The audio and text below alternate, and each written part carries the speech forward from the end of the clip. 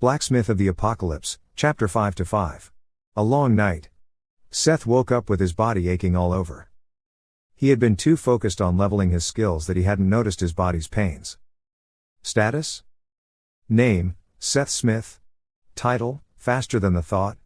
Level: 1. Exp, 60%. Race, Ori-Huma. Sex: male. Age: 23. Class, Spirit Blacksmith, Unique. Affiliation, none. Health, 975 1/1000ths. Mana: 100, Inks 10. Strength: 11. Dexterity: 15. Agility: 12. Intelligence: 10. Willpower: 10. Endurance: 13. Personality: 7. Luck: 15. Free AP, Attribute Points, 10. Defense. Physical, 89, Inks 3 plus 50 class bonus. Magical, 45, 2 plus 25 class bonus. Fire resistance, 50%. Skill window. Calm reaction passive LV.1. Blacksmith beginner LV.58%. Blacksmith SIs LV.1. Smelting beginner LV.675%. Blueprint beginner LV.2. Weapon mastery beginner LV.1. Spirit smithy LV.1. Spirit capture LV.1. Had some of his attributes increased? Oh yeah. Some memories floated up. He had ignored the notifications at that time. Something about attribute +1 thanks to intense training. Wait, why had his HP decreased? His sore muscles screamed as he got off his bed. Oh, maybe that's why. His slow thought remembered the tutorial. It explained that the HP showed the whole health, not just obvious injuries. That's why there are a lot from the start. Why was he even awake? It was still dark outside. As tired as he was, he should have slept until noon. Seth squinted into the direction of his alarm clock, but it lay dead in the corner of the room. My first victim of the apocalypse. A gruesome murder scene of broken parts and limp hands. His wandering thoughts were interrupted by noises outside on the street. He had been too occupied yesterday and the outside was very quiet. Seth had forgotten to check whether other people had the guts to leave their homes and run around outside. Maybe he should at least check his neighbors? He looked around for his smartphone, which told him that it was 4 a.m.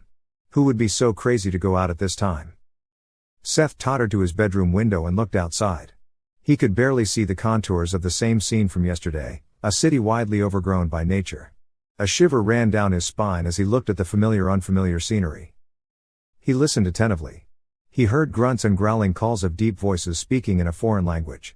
Concentrating on where the sounds came from, he could make out the shapes of creatures walking through the high grass. He estimated the high grass to be about 1.5 meters tall and it barely reached the giant's hips.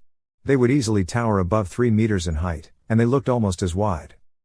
Earlier they sounded aggressive and motivated. It reminded him of a band of brothers in war movies.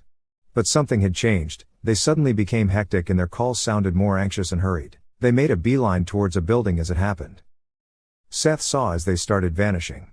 The first was silent and then started the screams when they realized what was happening to them. Now he was wide awake and his heart turned cold. Rumbling and hysteric screams echoed between the canyons of concrete and steel. A shiver ran down his spine. He watched as all the leftover figures started running, but it didn't save them. They, too, vanished into the high grass as if the earth itself had swallowed them. What could make something of that size disappear in a moment? Seth retreated from the window and sat on the ground holding his head. The system had shown him pictures of portals, so he had expected foreign creatures to appear. But what kind of creature came through, that could just hunt things like these ogre-sized creatures? He took a few deep breaths to calm down. Whatever it was outside. He was safe for now, as long as he didn't leave, maybe. It's not like he could do anything about it for now. He cast a last glance outside the window where everything was quiet again and went into the kitchen after calming down. A productive day starts with a greasy meal. He fried the meat he had left with some noodles left from yesterday and filled his stomach to the brim. Living the rationing life. It seemed that the system really boosted the recovery of fatigue, since he felt quite refreshed after just a few hours of sleep and a hearty meal. This felt almost like a healing factor. Seth laughed to himself. He checked and it was still dark outside. Should he start forging? Or should he check on his neighbors? It wouldn't hurt, maybe they even knew something important?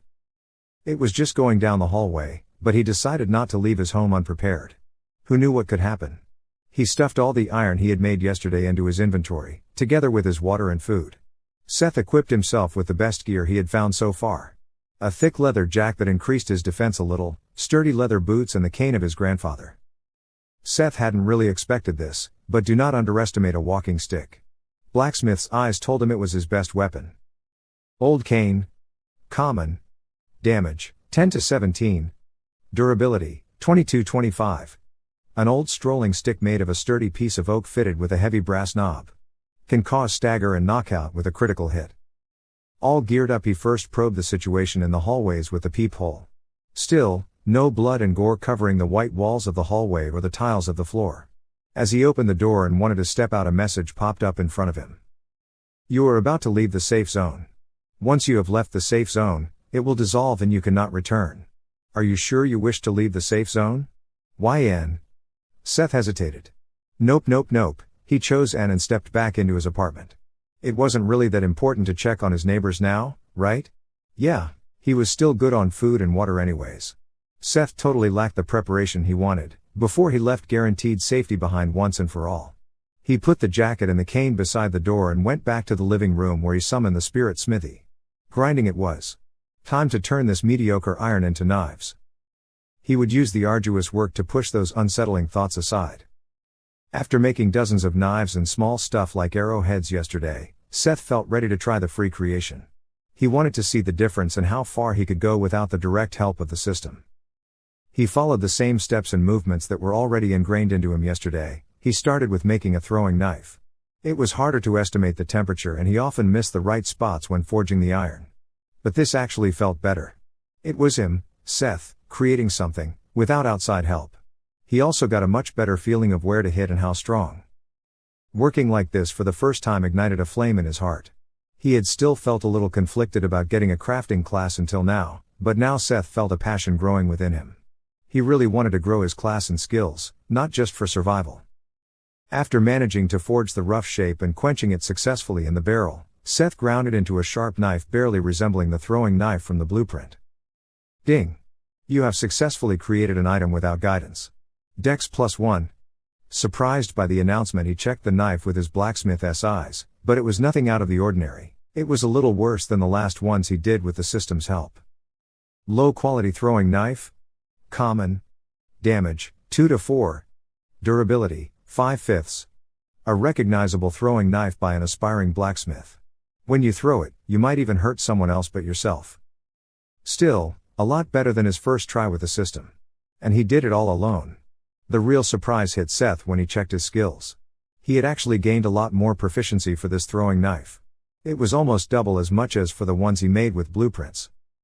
Time went by as he tried doing the other weapons he had tried, like arrowheads and daggers. No matter what he made, free creation gave him double the points on average. This was great, considering that the skill needed more and more experience to level up. Seth decided to choose a more complex blueprint now. He would use the blueprint to get a feeling for the process and then try doing it in free creation. Seth chose a long hunting knife. It had a long blade and looked similar to a Bowie knife. It was more complicated and had more parts he needed to make.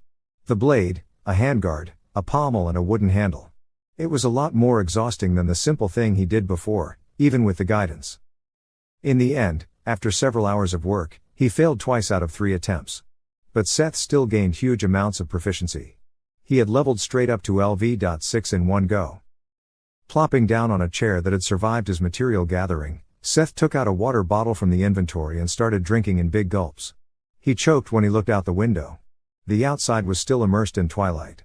He looked at his phone, 12 p.m. What was going on?